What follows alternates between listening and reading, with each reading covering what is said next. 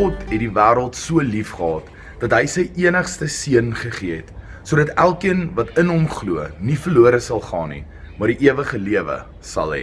Goeiedag en baie welkom by vandag se Die Kerk aanlyn boodskap. Johannes 3 vers 16 is so 'n bekende teks. Elke gelowige oor die eeue het seker al 'n gunsteling teks gehad en ek seker jy het ook, maar hierdie spesifieke teks het of kan net sowel bekend staan as almal se teks. Want jy sien dit gereeld as 'n sticker agterkant op mense se karre. Jy sien dit as jy so afry see toe teen die berge met klippe uitgepak. Tim Tebow, 'n bekende voetbalspeler of wel, ek dink so, in Amerika, het dit een keer op sy gesig geverf voor hy uitgedraf het vir 'n Super Bowl en as gevolg daarvan het 94 miljoen mense hierdie vers gaan Google. Dit is so 'n bekende teks, want hierdie gedeelte, hierdie teks bevat seker die kern van die evangelie wat elke een van ons glo.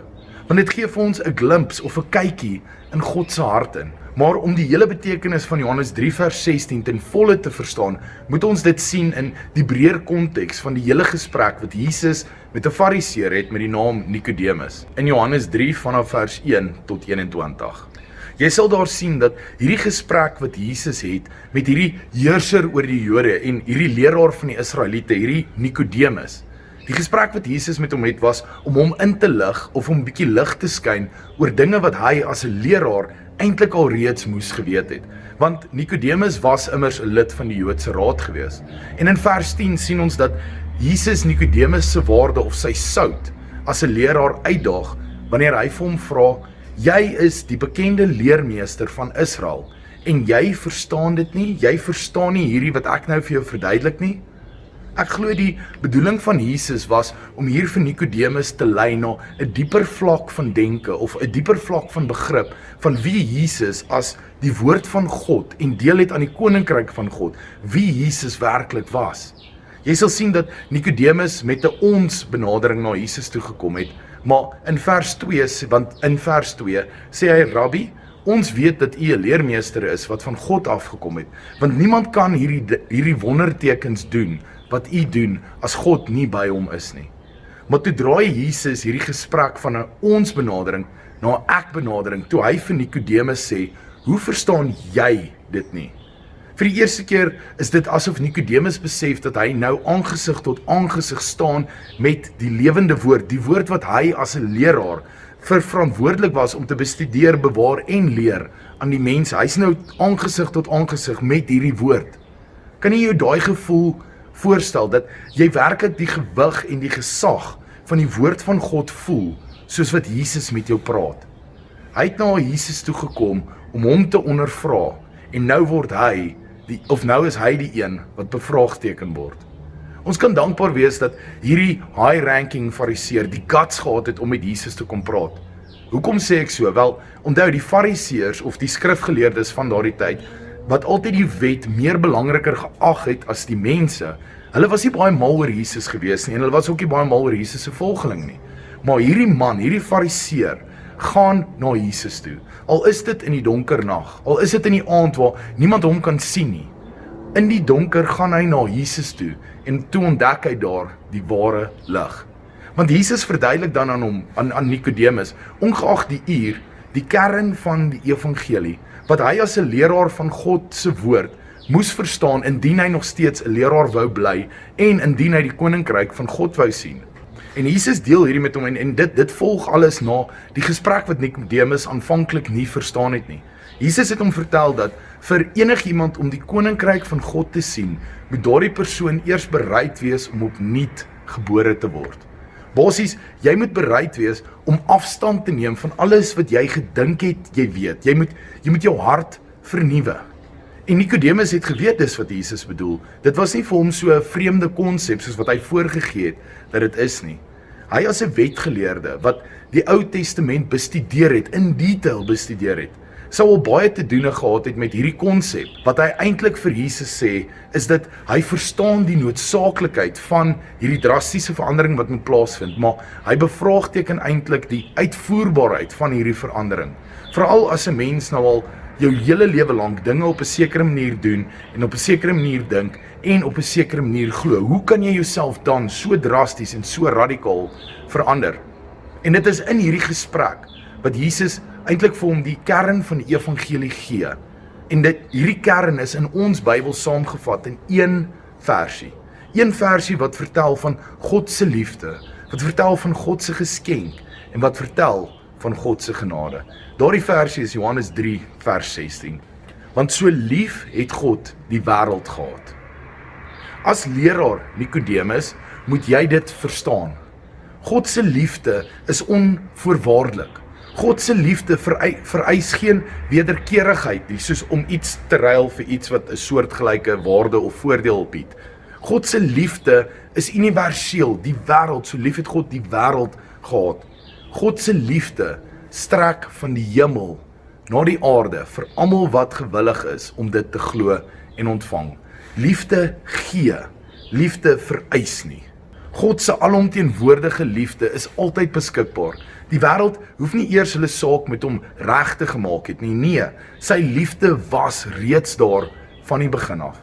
Vandag is dit uit dankbaarheid vir God se liefde, hierdie liefde wat aan ons gegee is, wat ons strewe om meer soos ons verlosser te lyk, te klink, op te tree, sodat ons ook nader aan hierdie Vader kan wees wat die wêreld so onbeskryflik liefhet. Want so lief het God die wêreld gehad dat hy sy unieke seun gegee het.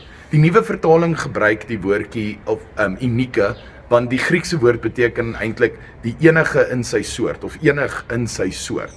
Nou, as Fariseer en leraar van die Jode moes Nikodemus die ware betekenis verstaan het van iemand wat sy seun in gehoorsaamheid aan God gaan prysgee. Dink net aan die verhaal van Abraham met Isak.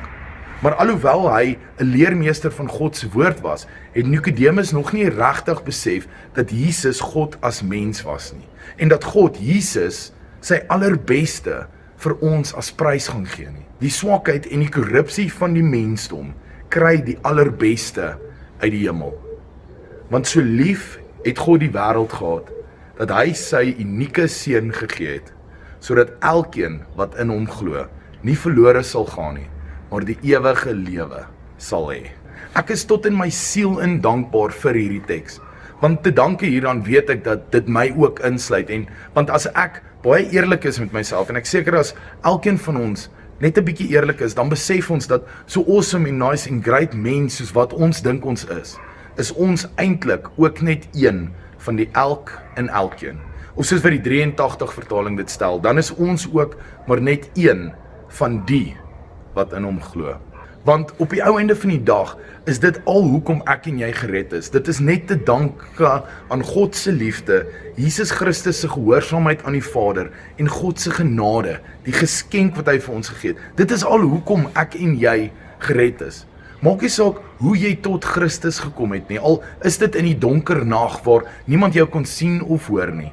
Jou vertrek moet een wees wat nie skaam is nie. Ek gee nie om hoe jy tot Christus gekom het nie, maar hoe jy vertrek van daar af, moet nie een wees van skaamheid nie. Want hierdie een vers het vir Nikodemus alles vertel. En dit doen tot vandag toe vir ons ook nog. Hoe die oorsprong en die inisiatief van alle redding lê by God. Soms word Christendom op so 'n manier uitgebeeld dat dit klink asof God moes kalm word, asof iemand hom moes kalmeer of asof God oortuig moes word om te vergewe. Maar hierdie teks vertel ons dat dit alles by God begin het. Dit was God wat sy seun gestuur het. Hy het sy seun gestuur omdat hy die mensdom lief gehad het. Agter alles is daar die liefde van God. Maar die geweldige ding aan hierdie teks is dat dit vir ons wys dat God optree. Nie om sy eie belange nie, maar vir ons. God het nie opgetree om sy krag te bewys nie. Dit was om sy liefde aan die wêreld te openbaar. God is soos 'n ouer wat nie gelukkig kan wees voordat sy swerwende kinders huis toe gekom het nie. Voordat die verlore seun of die verlore dogter nie weer huis toe gekom het nie.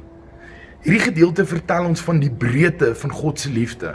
Dit was die wêreld wat God so lief gehad het. Dit was nie 'n nasie nie, dit was nie net goeie mense nie, dit was nie net mense wat hom lief gehad het nie, dit was die wêreld. Die liefdeloses, die eensames wat niemand anders het om vir lief te hê nie. Die persoon wat God lief het en die persoon wat nooit aan God dink nie.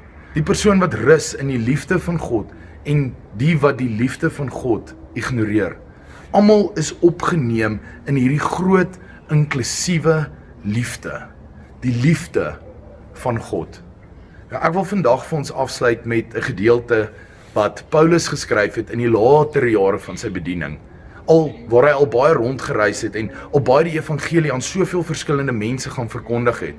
En hy skryf in Romeine 5 vers 8, maar God bewys sy liefde vir ons, juis hierin, dat Christus vir ons gesterf het, toe ons nog sondaars was. Onthou, hierdie teks vir ons, dit is baie mooi vir ons nou vandag, hoe ons dit interpreteer, maar onthou vir Paulus was hierdie letterlik bedoel. Hy het dieselfde tyd as Jesus geleef. Hy was nie baie mal oor Jesus of Jesus se volgelinge nie. Inteendeel, hy het hulle vervolg. Hy was 'n moordenaar. So, terwyl hy iewers eendag op 'n dag besig was om sonde te pleeg, het daar iemand in 'n ander stad aan 'n kruishout gehang vir die sonde wat Paulus besig was om hier te pleeg. Almal is deel van hierdie groot inklusiewe liefde, die liefde van God. Elkeen wat in hom glo. Soos Augustinus dit gesê het, God het elke liewe een van ons lief, asof daar net een is om lief te hê. Kom ons sluit ons oor en bid ons saam. Ons groote God, Here, as ons werklik na hierdie versie luister, as ons dit werklik ons eie maak, dan besef ons net weer opnuut hoe klein ons werklik is. Dit is so maklik vir ons om van dag tot dag te vergeet dat U het hierdie hele wêreld lief. U het hierdie wêreld so lief gehad dat U vir ons Jesus gestuur het. U unieke seun, U enigste seun, dat hy gekom het as 'n offer vir die sondes wat ons elke dag so baie pleeg. Here, daar's nie woorde wat ons kan gebruik om vir U dankie te sê vir die genade nie. Daar's nie woorde wat ons kan gebruik om vir U dankie te sê vir U liefde nie. Daar is nie woorde om te gebruik nie, Here, soos psalmdigter ook sê, wat is 'n mens dat U na hom omsien? Ons wat so klein en so nietig is, eendag hier en die volgende dag nie. Vader, help ons dat ons ook uit dankbaarheid uit so 'n lewe sal lewe wat U genade, U liefde in ons lewe sal weerspieël daar ander kant. Dat ons na ander mense sal kyk en sal onthou dat U daai persoon ook net so lief het. Here, help ons dat ons hierdie liefde wat U aan ons gegee het sal uitdra na die wêreld. Dat ons dit ook as geskenk sal vat, dat ons niks terug sal verwag nie. Maar dat ons ook net sal gaan en uitdeel dit wat U aan ons eerste uitgedeel het. Ons loof en ons prys die almagtige naam van Jesus Christus, ons verlosser, die Messias. Amen. As jy miskien graag 'n bydrae sou wil maak tot hierdie bediening vir die voortbestaan van die bediening, daar verskyn nou 'n prentjie op die skerm en jy is welkom op enigiemand van daardie wyse ook so 'n bydrae te maak tot hierdie bediening. Maar dankie dat jy weer vandag saam ons gekyk het. As jy nog nie het nie, doen ons 'n guns en asseblief gaan subscribe aan ons YouTube kanaal Die Kerk.